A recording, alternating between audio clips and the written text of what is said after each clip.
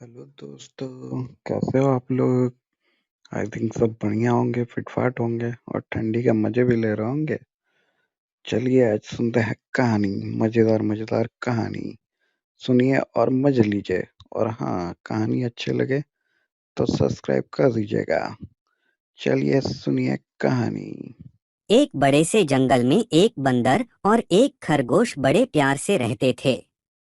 दोनों में इतनी अच्छी दोस्ती थी कि हमेशा एक साथ खेलते और अपना सुख दुख बांटते थे। एक दिन खेलते खेलते बंदर ने कहा, मित्र खरगोश, आज कोई नया खेल खेलते हैं। खरगोश ने पूछा, बताओ कौन सा खेल खेलने का मन है तुम्हारा। बंदर बोला, आज हम दोनों को आंख मिचोली खेलनी चाहिए। खरगोश हंसते हुए कहने लगा, ठीक है, खेल लेते हैं, बड़ा मजा आएगा। दोनों यह खेल शुरू करने ही वाले थे कि तभी उन्होंने देखा कि जंगल के सारे पशु पक्षी इधर उधर भाग रहे हैं। बंदर ने फुर्ती दिखाते हुए पास से भाग रही लोमड़ी से पूछा, अरे ऐसा क्या हो गया है, क्यों सब भाग रहे हैं। लोमड़ी ने जवाब दिया, एक शिकारी जंगल में आया है, इसलिए हम सब अपनी जान बचाकर भाग रहे हैं। तुम भी जल्दी भागो वरना वह तुम्हें पकड़ लेगा। इतना बोलकर लोमड़ी तेजी से वहां से भाग गई। शिकारी की बात सुनते ही बंदर और खरगोश भी डरकर भागने लगे। भागते भागते दोनों उस जंगल से काफी दूर निकल आए। तभी बंदर ने कहा, मित्र खरगोश, सुबह से हम भाग रहे हैं, अब शाम हो चुकी है, चलो थोड़ा आराम कर लेते हैं, मैं थक गया हूँ। खरगोश बोला, हाँ, थकान ही नहीं, प्यास भी बहुत लगी है, थोड़ा पानी पी लेते हैं, फिर आराम करेंगे। बंदर ने कहा, प्यास तो मुझे भी लगी है, चलो पानी ढूंढते हैं। दोनों साथ में पानी ढूंढने के लिए निकले। कुछ ही देर में उन्हें पानी का एक मटका मिला। उसमें बहुत कम पानी था। अब खरगोश और बंदर दोनों के मन में हुआ कि अगर इस पानी को मैं पी लूंगा तो मेरा दोस्त प्यासा ही रह जाएगा। अब खरगोश कहने लगा, तुम पानी पी लो, मुझे ज्यादा प्यास नहीं लगी है, तुमने उछल कूद बहुत की है, इसलिए तुम्हें ज्यादा ज्यादा प्यास लगी होगी। फिर बंदर बोला, मित्र, मुझे प्यास नहीं लगी है, तुम पानी पी लो, मुझे पता है तुमको बहुत प्यास लगी है। दोनों इसी तरह बार बार एक दूसरे को पानी पीने के लिए कह रहे थे।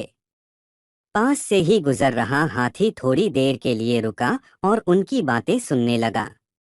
कुछ देर बाद हंसते हुए हाथी ने पूछा, तुम दोनों पानी क्यों नहीं पी रहे हो।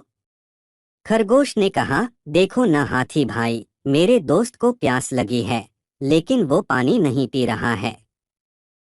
बंदर बोला, नहीं नहीं भाई, खरगोश झूठ बोल रहा है, मुझे प्यास नहीं लगी है, लेकिन यह मुझे पानी पिलाने की जिद कर रहा है।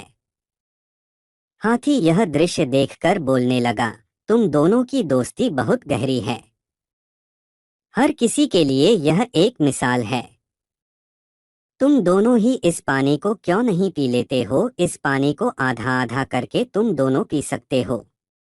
खरगोश और बंदर दोनों को हाथी का सुझाव अच्छा लगा। उन्होंने आधा आधा करके पानी पी लिया और फिर थकान मिटाने के लिए आराम करने लगे। कहानी से सीख, सच्चे दोस्त हमेशा एक दूसरे का ख्याल रखते हैं। सच्ची दोस्ती में स्वार्थ की कोई जगह नहीं होती।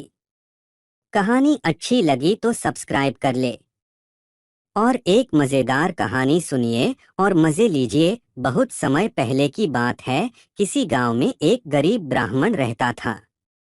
एक दिन उस ब्राह्मण के घर कुछ अतिथि आए। ब्राह्मण की स्थिति इतनी खराब थी कि उन अतिथियों को खिलाने के लिए घर में अनाज तक नहीं था। इस स्थिति को लेकर ही ब्राह्मण और उसकी पत्नी के बीच थोड़ी कहासुनी होने लगती है। ब्राह्मणी कहती है, तुम्हें पेट भरने योग्य अनाज कमाना भी नहीं आता है, इसी का नतीजा है कि आज घर में अतिथि आ खड़े हुए हैं और हमारे पास उन्हें खिलाने के लिए कुछ भी नहीं है। इस पर ब्राह्मण अपनी पत्नी से कहता है, कल कर्क संक्रांति है। मैं कल भिक्षा लेने के लिए दूसरे गांव जाऊंगा। वहां एक ब्राह्मण ने मुझे आमंत्रित किया है। वह सूर्य देव की तृप्ति के लिए कुछ दान देना चाहता है। तब तक जो कुछ भी घर में है उसे आदर सत्कार के साथ अतिथियों के सामने रखो। ब्राह्मण की यह बात सुनकर ब्राह्मणी कहती है, तेरी पत्नी होकर मैंने कभी सुख नहीं भोगा है। न कभी खाने को मेवा मिष्ठान मिला, न ही ढंग के वस्त्र और आभूषण। आज तू कह रहा है कि जो भी घर में पड़ा हो वो अतिथियों के समक्ष रख दो। जब कुछ है ही नहीं तो मैं उनके सामने क्या रख दूं? पड़े हैं तो बस एक मुट्ठी तिल। तो क्या अतिथियों के सामने सूखे तिल रखना अच्छा लगेगा? पत्नी की यह बात सुनकर ब्राह्मण कहता है, ब्राह्मणी तुम्हें ऐसा बिल्कुल भी नहीं कहना चाहिए। कारण यह है कि इच्छा के अनुसार किसी भी मनुष्य को धन की प्राप्ति नहीं होती है। जरूरी है तो पेट भरना, और पेट भरने योग्य अनाज तो मैं ले ही आता हूँ। अधिक धन की चाहत अच्छी नहीं। ऐसी इच्छा का तुम्हें त्याग कर देना चाहिए। अधिक धन की इच्छा के चक्कर में मनुष्य के माथे पर शिखा बन जाती है। माथे पर शिखा वाली बात सुन ब्राह्मणी बड़े ही आश्चर्य से ब्राह्मण से पूछती हैं, अधिक धन की इच्छा में माथे पर शिखा हो जाती है? मैं कुछ समझी नहीं, जो भी कहना है खुलकर कहिए।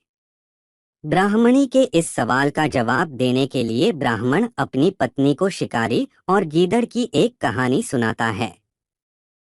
ब्राह्मण कथा की शुरुआत करता है। एक दिन एक शिकारी जंगल में शिकार की खोज कर रहा था।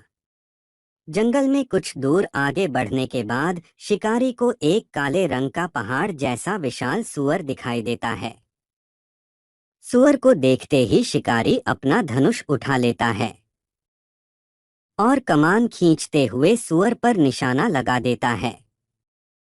कमान से निकला हुआ तीर तीव्र गति से सूअर को घायल कर देता है। घायल होने पर सूअर चिंघाड़ता हुआ शिकारी पर पलटवार कर देता है। सूअर के तीखे दांतों से शिकारी का पेट फट जाता है। इस तरह शिकार और शिकारी दोनों का ही अंत हो जाता है। इसी बीच खाने की तलाश में भगता हुआ एक भूखा गीदड़ वहां से होकर गुजरता है, जहां शिकारी और सूअर का शव पड़ा हुआ था। बिना मेहनत इतना सारा भोजन देख गीदड़ मन ही मन बहुत खुश होता है और मन ही मन सोचता है कि आज तो ईश्वर की बड़ी कृपा हुआ, जो इतना अच्छा और अधिक भोजन एक साथ मुझे मिला है। मैं इसे धीरे धीरे और आराम से खाऊंगा, ताकि लंबे समय तक मैं इसे उपयोग में लाऊंगा। इस तरह मैं इस भोजन के साथ लंबे समय तक अपनी भूख को शांत रख पाऊंगा। इन सभी बातों पर विचार करते हुए गीदड़ सबसे पहले छोटी छोटी चीजों को खाना शुरू करता है। तभी उसे शिकारी के मृत शरीर के पास धनुष पड़ा दिखता है। गीदड़ के मन में पहले उसे ही खाने का विचार आता है और वह धनुष पर चढ़ी डोर को चबाने लगता है। गीदड़ के चबाने से धनुष पर चढ़ी डोर टूट जाती है और डोर के टूटने से धनुष का एक सिरा वेग के साथ गीदड़ के माथे को भेदता हुआ ऊपर निकल आता है। गीदड़ के माथे को भेद कर धनुष का जो सिरा गीदड़ के सिर पर निकल आता है, वह ऐसा प्रतीत होता है मानो गीदड़ के माथे पर शिखा निकल आई हो। घायल होने के कारण कुछ देर बाद गीदड़ की भी मौत हो जाती है। इतना कहते हुए ब्राह्मण कहता है, ब्राह्मणी, इसीलिए मैं कहता हूँ कि जरूरत से अधिक लोभ से माथे पर शिखा आ जाती है। यह कथा सुनने के बाद ब्राह्मणी कहती है, ठीक है, अगर ऐसी ही बात है तो घर में जो मुट्ठी भर तिल पड़े हैं उन्हीं को मैं अतिथियों को खिला देती हूँ। ब्राह्मणी की यह बात सुनकर ब्राह्मण संतुष्ट होता है और भिक्षा मांगने के लिए घर से बाहर निकल जाता है। वहीं ब्राह्मणी भी घर में पड़े तिल को धूप में सुखाने के लिए फैला देती है। तभी कहीं से एक कुत्ता आ जाता है और उन साफ तिलों पर पेशाब कर देता है, जिससे सभी तिल खराब हो जाते हैं। तिल के खराब हो जाने पर ब्राह्मणी काफी परेशान हो जाती है और सोचती है यही तो तिल थे जिन्हें पकाकर मैं अतिथियों को खिला सकती थी। अब मैं क्या करूं? काफी देर सोचने के बाद ब्राह्मणी को एक तरीका सूझा। उसने सोचा कि अगर वह गंदे तिलों के बदले साफ तिल देने की बात कहेगी तो कोई भी आसानी से मान जाएगा। साथ ही किसी को भी इन तिलों के खराब होने की बात पता नहीं चलेगी। इस विचार के साथ वह उन तिलों को लेकर घर घर घूमने लगी। ब्राह्मणी की यह बात सुनकर एक महिला वह तिल लेने के लिए तैयार हो गई, लेकिन उस महिला का पुत्र अर्थशास्त्र पढ़ा हुआ था। उसने अपनी माँ से कहा कि इन तिलों में जरूर कोई न कोई खोट होगी, वरना कौन साफ सुथरे तिलों को गंदे तिलों के बदले देने के लिए तैयार होगा। पुत्र की यह बात सुनकर महिला ने ब्राह्मणी के तिलों को लेने से मना कर दिया। कहानी से सीख, हमारे पास जो भी होता है हमें उसी में सुखी रहना चाहिए। किसी के पास ज्यादा चीज देखकर दुखी नहीं होना चाहिए। कहानी कैसे लगी मेरे प्यारे दोस्तों? अच्छी लगी तो लाइक, शेयर और सब्सक्राइब तो जरूर से कर ले, ताकि आप हमारे साथ जुड़े रहे और मजेदार कहानियां सुनते रहे और इन कहानियों से कुछ अच्छी अच्छी बातें सीखे और अपने जीवन में अपनाए, ताकि आपका जीवन मंगलमय हो। तो हमसे जुड़े रहने के लिए सब्सक्राइब जरूर से कर ले हमारे प्यारे दोस्तों। चलिए अब विदा दे, कल फिर मुलाकात होगी आपसे।